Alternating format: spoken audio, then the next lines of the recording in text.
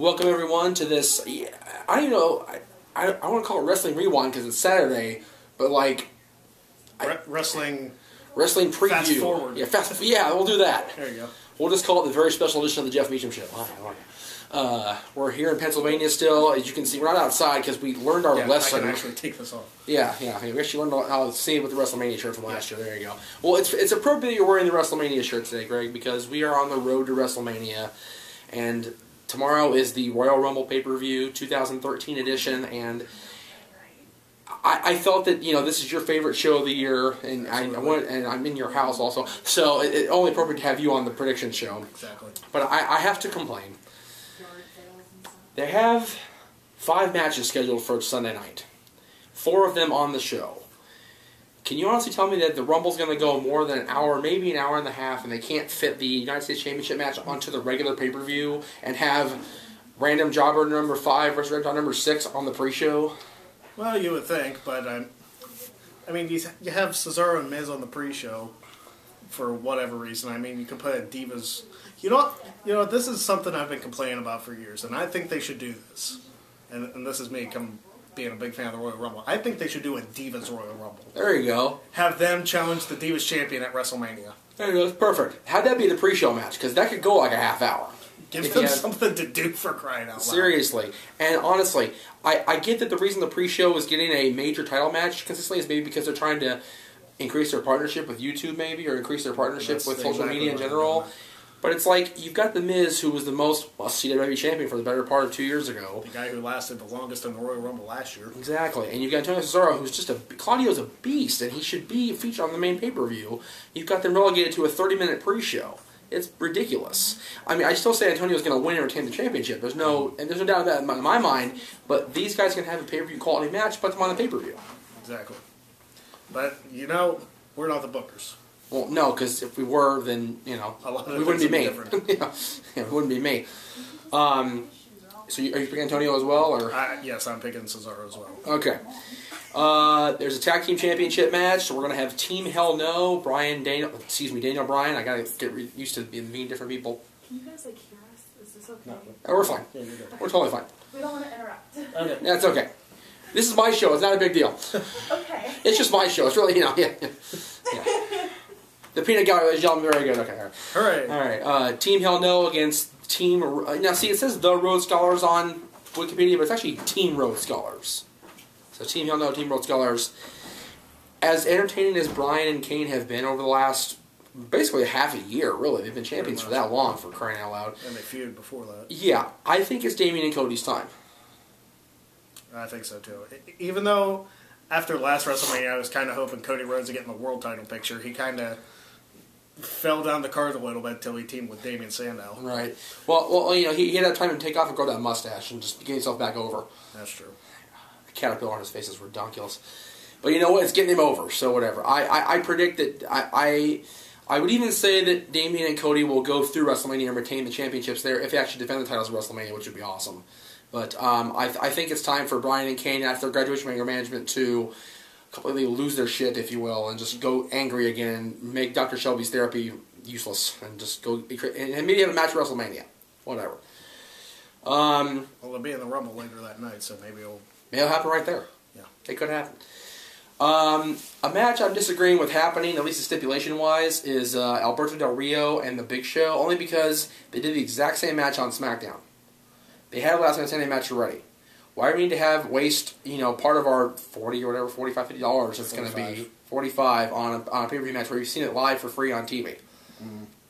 And it has lots to live up to. The last time we had a last man standing match at the Royal Rumble, I believe, was Shawn and Triple H, if I'm not mistaken. Has there been a last man standing match at the Rumble since then? What about Cena and Umaga? Was that last man standing? Yeah, it was. You're right. Okay, well, even still, both of those were really good. The Cena Umaga for it was really good, and Michaels and Triple H was astounding. So I think for Alberto, who is definitely there athletically and definitely capable of doing another one, Big Show, Big Show shouldn't be losing the last man standing match, period. So the fact that he lost one already makes him look bad, and he's been punked out every week since then. I don't see this ending well, and I think Alberto will retain, but it's going to be ugly to do it. Mm-hmm. I'm going to go for a complete swerve. I'm going to say the Big Show wins it back. Huh. Mainly because I want to see Big Show versus maybe a surprise entrant winning the Royal Rumble. I'll get Okay. to that in a little bit. All right. But I don't see Del Rio's championship reign lasting that long. Okay. Of course, he may retain until the chamber. I don't know. Who knows? And then you've got Punk and The Rock, and conventional wisdom states that Dwayne will regain the championship and head into WrestleMania to face John if John wins the Rumble or whatever. But I just, with all the momentum that Punk has garnered over the last 430-something days, I cannot fathom that they would actually deflate it for a part-timer, even if it is The Rock. So I'm going to go out on a big limb and say Punk retains. You know, that's not a bad limb to take because, you know, Vince has stacked the deck against Punk, so Punk has to figure out a way to win. Yeah, he's got no shield. He's got no shield. Brad is useless at this point. So what does he do? How does he pull it off? We're going to see a very intuitive and ingenious CM Punk here come Sunday night. Think about it. He's not the only Paul Heyman guy. That's right. And we haven't seen the other Paul Heyman guy in a long time. So that could very well be. And I think he's going to be in the Rumble match too. If he doesn't interfere in that, it's a possibility he'll be in the Rumble match. Right. You know, will we see Brock Lesnar? Will we see John Cena win the Rumble again? Will we see somebody else win again? Will we see a newcomer win the Royal Rumble match and go on to face the champion at WrestleMania? I conventionally never actually pick a Rumble winner on my show's predictions because number one, I'm a puss. Number two, I don't know who's in it. There's only 20-something guys named. I won't know until everybody's in. Actually, confirmed there's still only like 12. Yeah, so it's We've like got half the entrants are it's going to be ridiculous. surprises. It's ridiculous. So, you know, to make a pick at this point in this stage in development is not wise on my end because no matter what, I'm more likely going to be wrong. And they're like, "Oh, you didn't pick him." I didn't pick anybody. What I'm going to do is do what they do here at the Cherry House: is pick a number. And if that number wins, I get money. Woo, you me. You know, but 27's the way to go.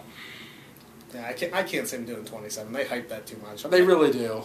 You know, the last few years have been late numbers winning it. I'm going to go early. I'm going to say that number 6. Yeah. Number 6 is going to win it. Yeah. I will say whatever Dolph picks, 1 or 2, he's going to go a long time. Oh, yeah. Dolph is going to be the Iron Man of the match. Yeah, and I hope he wins the friggin' thing, truth be told. And I'm going to blatantly steal JJ's idea. And sorry, JJ, it's on your channel, but I'm using it first. I don't care. JJ's idea was to have Dolph win the Rumble, win one belt at the Chamber, and then cash in the other one at Mania. And unify the championship to become the undisputed champion. That put him over. Yeah, I would say so. If that doesn't, nothing else, well, he can just retire now. Yeah. Christ. All right, well, that's it for this edition of whatever show you want. The Wrestling Fast Forward. Wrestling Fast Forward. Thank you. I forgot it already. Isn't that awful? What do you guys think is going to happen this weekend at the Royal Rumble? Let us know. Comments on YouTube, Facebook, Twitter, or whatever. And you did not plug your column last show, so go ahead and get that out there. No, right I didn't now. plug my column or my YouTube channel. So there you go. My column, Keystone State of Mind, still up on the main page, surprisingly, of NoDQ.com. Check it out. I got a few on there. I had one on Christopher Daniels before, you know, TNA completely screwed that booking idea up for me. Horrible. I had a couple on the Rumble. I had one on the Indies, actually. We talked about that last show, that indie guy. Wow. Unbelievable. Yeah. And also on my YouTube channel, youtube.com/SaveProductions, SAVE Productions. There you go. There's actually some wrestling clips on there, too, as well as my game show. All right, so check that out, Greg Cherry on YouTube, and we'll see you guys Tuesday for One-on-One.